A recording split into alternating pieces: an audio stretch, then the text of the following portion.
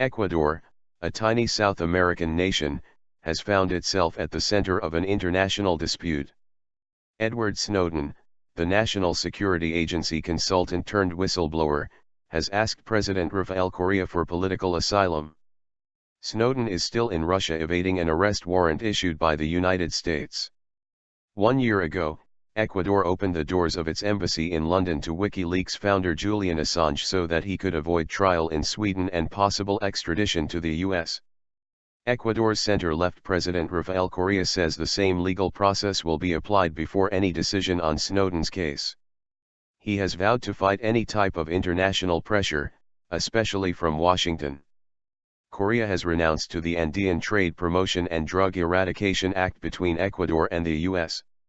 The agreement allowed some Ecuadoran products like flowers and vegetables to enter the US with reduced import tariffs. Ecuador says that Washington is using trade agreements to try to force Latin American nations to its will. But many in Ecuador disagree with the government's decisions. Ecuador's flower industry is a vital part of the agricultural sector. Another problem is that the US dollar is Ecuador's official currency, so Ecuador relies on exports to get the money to use at home. Since Rafael Correa took office in 2007, his relations with Washington have been tense. While less confrontational than Venezuela's President Hugo Chavez, Correa has a history of standing up to the US. In 2009, he threw out a US military base in Manta and high-ranking diplomats. In 2011, he declared the US ambassador persona non grata after WikiLeaks published a cable alleging corruption. And last year, he took in the founder of WikiLeaks, Julian Assange. None of the previous incidents seriously damaged relations between the US and Ecuador. This is a matter of national sovereignty. Correa is doing this not only because he believes that what the US is doing is wrong, but also because he believes that no one has the right to get involved in our internal affairs, says Michelle Levi-Corral from the Andean Center for International Studies.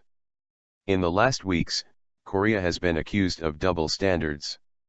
His country has recently passed a communications law that many say is an attack against freedom of speech. Christian Zurita has already been on trial twice for writing a book that linked Correa's brother to a corruption scandal. He says what is happening to him is an example of the serious threats that journalists face in Ecuador.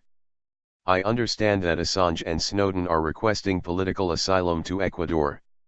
The fact that Snowden could come here is a good thing because the world will find out what the government is trying to do here.